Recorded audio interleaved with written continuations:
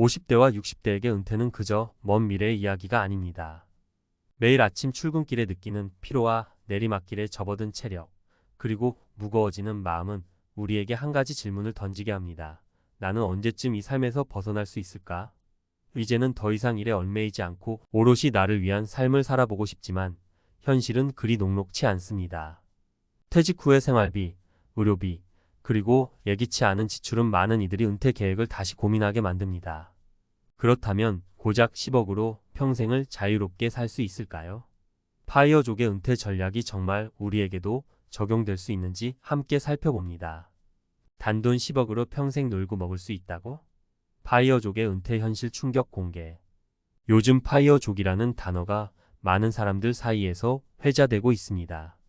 퍼넨셜 인디펜던스, 리타이어 얼리의 약자로 경제적 독립을 이루어 이른 나이에 은퇴하겠다는 뜻이죠.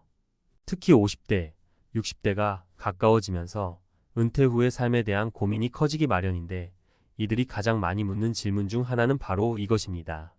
정말 10억으로 은퇴할 수 있을까? 결론부터 말하자면 가능은 하지만 쉽지 않습니다.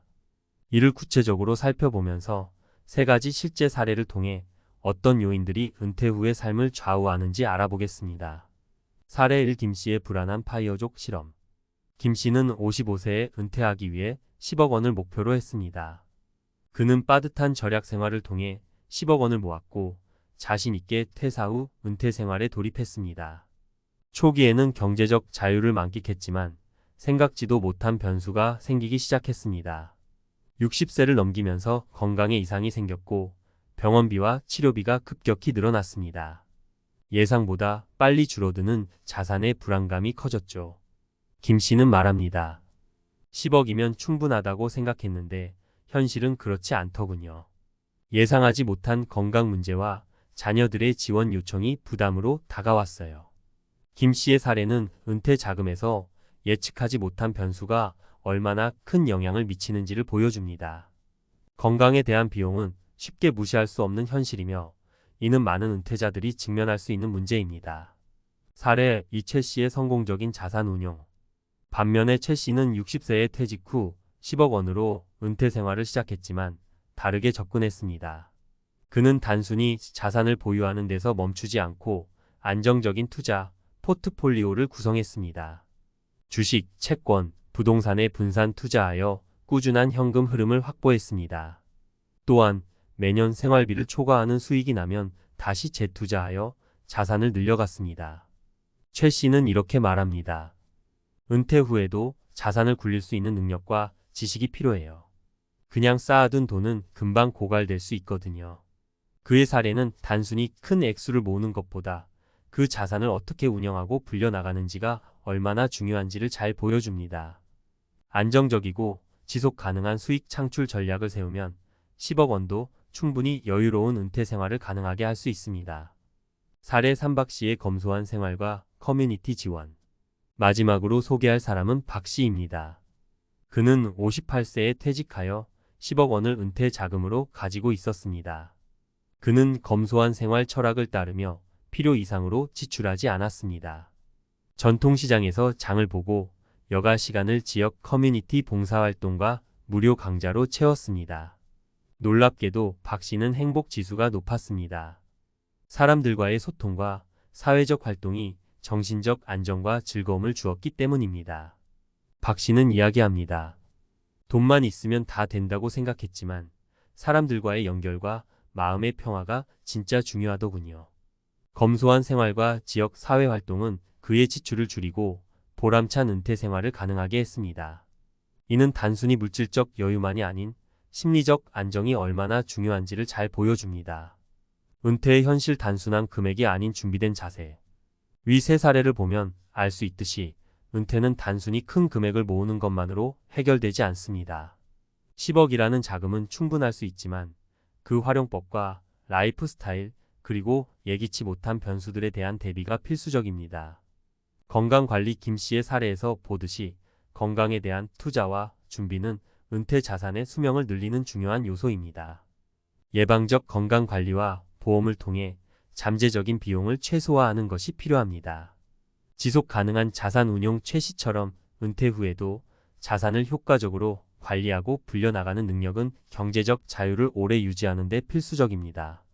지속 가능한 투자 전략은 자산이 고갈되지 않도록 해줍니다. 검소한 생활과 커뮤니티. 박 씨의 사례는 검소한 생활과 사람들과의 소통이 큰 행복을 준다는 것을 보여줍니다. 물질적 풍요보다 심리적 안정과 만족이 더욱 중요한 요소가 될 수 있습니다. 결론적으로 단돈 10억으로 평생 놀고 먹을 수 있는가? 라는 질문의 답은 개인의 준비와 계획에 달려 있습니다. 금액 자체보다는 그 돈을 어떻게 관리하고 활용하며 어떤 삶의 자세로 은퇴를 맞이하는지가 더 큰 차이를 만듭니다. 은퇴 후에도 성공적인 삶을 위한 대비책, 그 숨겨진 진실. 은퇴는 많은 이들에게 자유와 기대의 시간이기도 하지만 동시에 불안과 준비 부족으로 인한 큰 도전이 되기도 합니다. 50대, 60대에 접어들며 은퇴를 바라보는 우리의 시각은 달라지죠. 과연 충분히 준비되었는가? 정말 내 자산으로 남은 인생을 편안히 보낼 수 있을까? 이러한 고민은 누구나 할 법한 것입니다. 오늘은 은퇴 후 겪을 수 있는 예상치 못한 변수들과 이를 위한 실질적인 대비책을 구체적으로 다루어 보겠습니다. 예상치 못한 지출과 대비책. 첫 번째로 고려해야 할 점은 예상치 못한 지출입니다. 퇴직 후 정기적인 수입이 없어진 상황에서 생각지 못한 지출은 자산에 큰 영향을 미칠 수 있습니다. 건강 문제가 대표적이죠. 김 씨의 사례에서도 봤듯이 건강 문제로 인한 의료비는 계획을 벗어나기 쉽습니다. 내가 평소 건강하니 괜찮겠지라는 안일함은 은퇴 생활의 함정이 될 수 있습니다. 그래서 어떤 대비책이 필요할까요? 우선 의료비 비상자금을 마련해 두는 것이 중요합니다. 기본 생활비 외에 따로 마련된 자금은 긴급한 상황에서 큰 도움이 됩니다. 또한 건강보험이나 실손의료보험을 적절히 활용해 의료비 부담을 최소화하는 방법도 고려해야 합니다. 돈보다 중요한 건 건강이라는 말은 은퇴 후에야 절실히 다가옵니다. 예방적 건강관리를 통해 예상치 못한 지출을 줄이는 것도 중요합니다. 정기적인 건강검진, 체력관리, 그리고 건강한 식습관은 필수입니다. 경제 상황의 변화에 대비하기. 두 번째는 경제적 환경의 변화입니다. 은퇴를 계획할 때는 현재의 경제 상황에 기초한 계획을 세우기 쉽지만 미래는 결코 예측할 수 없습니다. 인플레이션은 자산의 구매력을 잠식할 수 있고 예상치 못한 경제 위기나 주식시장의 하락은 자산 가치를 크게 떨어뜨릴 수 있습니다. 이럴 때 가장 중요한 것은 자산 다각화입니다. 최 씨의 사례처럼 은퇴 후에도 다양한 투자, 포트폴리오를 유지하며 자산을 관리하는 것은 필수적입니다. 주식, 채권, 부동산, 그리고 예금과 같은 안전 자산까지 골고루 분산 투자해 두면 시장의 변동성에 대비할 수 있습니다. 그리고 변동성이 심할 때는 성급한 결정을 피하고 장기적인 시각으로 자산을 관리하는 것이 필요합니다. 위기가 기회다라는 말은 단지 위로가 아닌 실제로 냉정한 투자 전략으로 이어져야 합니다. 삶의 질을 높이는 방법. 세 번째로, 은퇴 후의 삶은 단순히 경제적 안정만으로는 완성되지 않습니다. 박 씨의 사례에서 보듯이 검소한 생활과 커뮤니티 활동은 큰 행복을 가져다 줄 수 있습니다. 왜냐하면 인간은 사회적 동물이기 때문입니다. 일터를 떠난 후에는 많은 사람들이 사회적 역할 상실로 인해 외로움을 느낄 수 있습니다. 이럴 때 중요한 것이 사회적 관계와 소속감입니다. 지역 커뮤니티 센터나 자원봉사활동에 참여하는 것은 돈이 들지 않으면서도 큰 심리적 만족감을 줍니다. 또한 이러한 활동은 새로운 사람들과의 교류를 통해 신선한 자극과 다양한 경험을 제공합니다. 은퇴 후 혼자만의 시간이 길어질수록 정신적 건강은 약해질 수 있으니 적극적인 사회 참여가 중요합니다. 행복은 함께 나눌 때 더 커진다는 진리는 은퇴 후 삶에서도 유효합니다. 추가 소득 창출 아이디어. 은퇴 후에도 어느 정도의 소득을 창출할 수 있는 방법을 찾아보는 것은 중요합니다. 단순히 자산을 지키는 것뿐만 아니라 새로운 수익원이 생기면 경제적 안정에 큰 도움이 됩니다. 최 씨처럼 안정적인 투자 수익을 기대할 수 있다면 좋겠지만 그렇지 않은 경우에도 다양한 방법이 있습니다. 프리랜서 활동은 은퇴 후 시간과 경험을 활용할 수 있는 좋은 방법입니다. 예를 들어 자신의 전문 지식을 살려 강의를 하거나 컨설팅을 할 수도 있습니다. 또는 글쓰기나 온라인 콘텐츠 제작을 통해 수익을 창출할 수도 있죠. 요즘은 인터넷을 통해 다양한 재택근무 기회가 제공되며 이를 통해 부담 없이 소득을 얻을 수 있습니다. 새로운 일을 시작하는 것은 은퇴 후 삶의 의미를 더해줄 뿐 아니라 자산을 보충할 수 있는 좋은 수단이 됩니다. 심리적 대비와 목표 재설정. 은퇴 후 가장 큰 적은 종종 심리적 공허함입니다. 일을 그만두면 자유를 누리리라는 기대가 많지만 현실은 다릅니다. 은퇴 초기에는 좋을지 몰라도 시간이 지나면 무기력과 우울이 찾아올 수 있습니다. 이럴 때 필요한 것이 심리적 건강 유지입니다.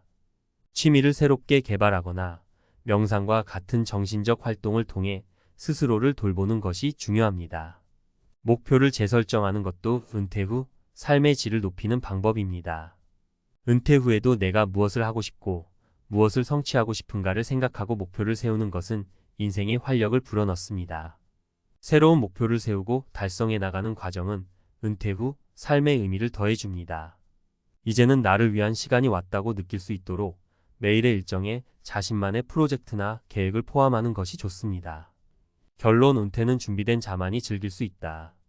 결국 은퇴는 단순히 자금만으로 해결되지 않습니다.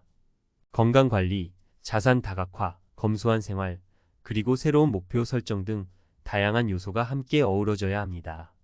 은퇴는 새로운 출발이지 끝이 아닙니다. 당신이 어떤 준비와 마음가짐을 가졌느냐에 따라 그 삶의 질은 완전히 달라질 것입니다. 준비된 자만이 은퇴를 즐길 수 있고 진정한 자유를 누릴 수 있습니다.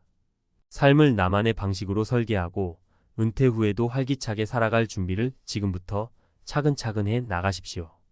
여러분의 은퇴 생활이 새로운 모험이 되기를 응원합니다.